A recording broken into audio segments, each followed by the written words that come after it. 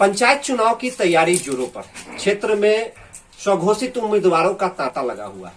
सभी अपने अपने कार्यों को लेकर जनता तक पहुंच रहे हैं। आज हम मिथिला क्षेत्र के ब्रह्मपुर गांव में और यहाँ के स्वघोषित जनप्रतिनिधि मुखिया उम्मीदवार हैं अशोक ठाकुर जी, जो जनता तक अपने कार्यों को लेकर के जा रहे हैं। क्योंकि आने वाले समय में प्रधान चुनाव होने वाला है और प्रधान चुनाव के तैयारी में लगे हुए हैं।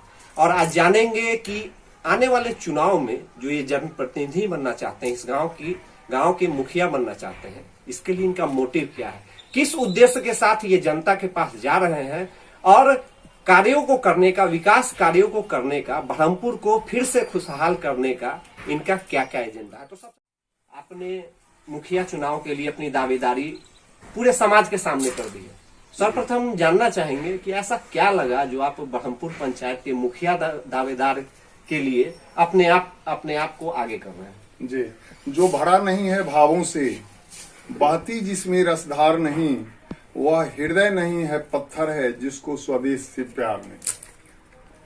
हमने अपने जीवन में कुछ ऐसा लक्ष्य बनाया और जो हमारा लक्ष्य 55 वर्ष की उम्र तक वॉलंटियर रिटायरमेंट लेने का हमारा योजना। हम अपने लक्ष्य के क्रम में लगातार लगे रहे, पूरे परिश्रम किए और समाज की कृपा से, भगवान के कृपा से और अपनी मेहनत से आज के तारीख में हम स्वतंत्र हो गए हैं। हमारे ऊपर जो जिम्मेदारी मिली थी, 4 बच्चे हैं, चारों बच्चे सेट कर गए, सब कुछ फ्री हो गया। बच्चों की इच्छा हुई कि अब आप फ्री हो जाइए, आजाद हो जाइए, घूमिए फिरिए और काम कीजिए, मेहनत नहीं कीजिए। लेकिन मुझ में पोटेंशियल है। हमने देश दुनिया थोड़ा बहुत जो कुछ भी देखा है और गरीबी की पराकाष्ठा तक हमने पहुंचा है। उस पराकाष्ठा में हम अपनी स्थिति को देखते हुए गांव समाज की स्थिति से जब उसको हम मिलाते हैं तो हमको लगता है जिस समय हम जीरो से स्टार्ट करते थे, अनेकों बार किया जीरो से। आज आप जो स्थिति की बात कर रहे हैं, आज इस गांव की क्या स्थिति? आज हमारे गांव में बेरोजगारी काफी बढ़ गया है। ठीक है, आज हमारे यहाँ कोई रोजगार नहीं है। शिक्षा के क्षेत्र में कुछ है, परिवर्तन हुआ है, लेकिन अपेक्षित परिवर्तन नहीं है। हमारे अभिभावकों में शिक्षा के प्रति लालच बढ़ा है, लेकिन हमको किस दिशा में जाना चाहिए वह दिशा का ज्ञान हमारे अभिभावकों में नहीं है। केवल होड़ है हमारे बच्चे पढ़ें, हमारे बच्चे पढ़ें। आज हम देखते हैं कि हमारे गांव में 50 बच्चे मैट्रिक में फर्स्ट डिवीजन पास करते हैं, लेकिन आने वाला समय में जब कॉम्पिटिटिव एग्जाम होता है तो चपरासी के जॉब तक भी 5 बच्चे नहीं कंप्लीट कर पाते हैं। यानी हमारा जो मोटिवेशन है, हमारा जो विकास का जो रीढ़ है वो है एजुकेशन, मेरे मुताबिक। और हम इसी क्षेत्र में काम किया है, तो हमारा समाज शिक्षा की दृष्टि से पिछड़ा हुआ है। अच्छा, इसका मुख्य कारण किसे मानते हैं आप? आपका समाज? इसका मुख्य कारण तो मुख्य रूप से है हमारे समाज में मोटिवेशन का अभाव है। अब मान लीजिए हमारा 4 लड़का है, एक बैंक में मैनेजर है, दूसरा अच्छा इंजीनियर है, तीसरा पटना पीएमसीएच में डॉक्टर है, चौथा इंजीनियर है। हमने इसको अपने शुरू से लक्ष्य माना, शिक्षा को ही अपना जीवन का लक्ष्य माना और मुश्किल से हम 15 वर्ष तक ही मात्र इस पर काम किया। 15 वर्षों के अंदर में हमको ये सफलता मिली। आज हमको लगता है कि इससे कम समय में एक पौधा भी रोपते हैं तो 15-20 वर्ष से कम में तैयार नहीं हो पाता है। लेकिन एजुकेशन हमारा एक ऐसा क्षेत्र है जिसमें अगर हम 10-15 वर्ष मेहनत कर दें, हम सारे अभिभावक गण, और हमारा बच्चा जब एक बार ट्रैक पर चला आवे, फिर हमारा पीढ़ी दर पीढ़ी उस ट्रैक पर चलेगा। वर्तमान परिदृश्य की बात करें तो सरकारी योजनाएं सरकार की तरफ से गांव के विकास के लिए लाया जाता है। अभी वर्तमान परिदृश्य में वो सरकारी योजनाएं आपके हिसाब से पूरे गांव की जनता को कितना मिल पाता है? यह बहुत ही थोड़ा भेग का विषय है, चूंकि हम इसमें प्रवेश नहीं करना चाहते हैं और न इसका हमको डिटेल जानकारी है। लेकिन जो हकदार है वहां तक उसका हक नहीं पहुंच पाता है, हमको देखने को मिलता है। ऐसे भी मैं गरीबों के बीच ही रहता हूं, चूंकि मैं जिस पेशा से जुड़ा हुआ हूं वह गरीबों का ही पेशा है, पशुपालन।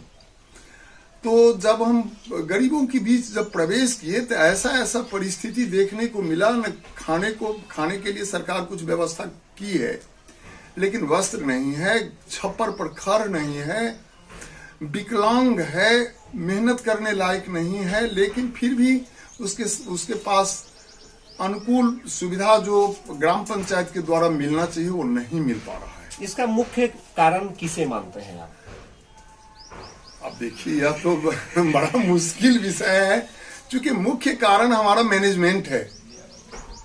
मुख्य कारण जो सरकार की जो मंशा है, ग्राम पंचायत 3 सरकार होती है, केंद्र सरकार, राज्य सरकार और ग्राम सरकार। ग्राम सरकार बिल्कुल मां के समान है। जैसे दूध मुहा बच्चे को उसकी इच्छा है हम भात खाएं, लेकिन कहने नहीं आता है उसको भात खाएंगे। 10 आदमी के बीच में बैठ के वो कहती है कि हम माप खाएं। 9 आदमी मुंह ताकते रह जाता है और माँ समझ जाती है कि मेरा बच्चा भात खाएगा। हमारा ग्राम सरकार को वैसा ही होना चाहिए। आगे जो हम सरकार की स्थापना करने का प्रयास कर रहे हैं, उसमें कर रहे हैं कि ऐसा सरकार हो कि हमारे दूध मुहा समाज के अंदर का जो भाव है वह भांप ले ग्राम प्रधान। उसको बहुत अधिक कहने का जरूरत नहीं हो। अगर वो कहता है कि हम माप खाएंगे, फिर भी माँ को जान लेना जरूरी है कि भात खाएगा। उसका क्या जरूरत है वह बच्चे को माँ को जानकारी होना चाहिए। आपका जो 5 सूत्री जो योजना है उसको लेकर के आप जनता तक जा रहे हैं, उसमें सबसे अंतिम जो है आपने जनता तक अपना संदेश पहुंचाना चाहा है भय मुक्त समाज। भय मुक्त समाज का अर्थ क्या है? क्या अभी वर्तमान स्थिति में भय का माहौल है? जो आपने अपने 5वें नंबर में लिखा है कि भय मुक्त समाज। जी बिल्कुल है। हमारे समाज में आज कोई खुल के नहीं कह सकता है, न बोल सकता है। हमारे समाज में हम 50 गांव में घूमते हैं, हमारा दिन रात का काम है यही। लेकिन हमारा समाज जितना भयभीत है, हम जब समाज के बीच में चलते हैं, लोग कहते हैं मैं आपके साथ हूं लेकिन बोलूंगा नहीं। भय का अर्थ मतलब समझ नहीं पा रहे हम, किस बात की भय?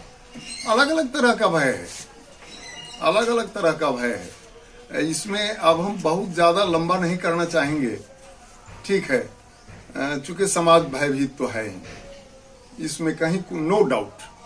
आने वाले समय में आप जनता से क्या अपेक्षा रखते हैं और जनता आपसे क्या अपेक्षा रखते हैं? मैं चाहता हूं कि मेरा समाज भयमुक्त हो और उसके अंदर की जो भी भाव हो, जो भी बात हो, वह ग्राम सरकार तक बिल्कुल माने पारदर्शी भाव से वह प्रकट कर सके। हमारे साथ अशोक ठाकुर जी थे, जो कि स्वघोषित मुखिया प्रत्याशी हैं ब्रह्मपुर पश्चिमी पंचायत। इन्होंने साफ तौर पर कहा है कि हम ब्रह्मपुर को भयमुक्त बनाएंगे, शिक्षा की ओर अग्रसर करेंगे, बेरोजगारी को दूर भगाएंगे। अब आने वाला समय ही बताएगा कि इन्होंने जो संकल्प लिया है ब्रह्मपुर को भयमुक्त बनाने का, वो कितना भयमुक्त ब्रह्मपुर बन पाता है। हम आपको पल पल की रिपोर्ट दिखाते रहेंगे। मैं हूं बसंत, आप देख रहे थे वीडियो।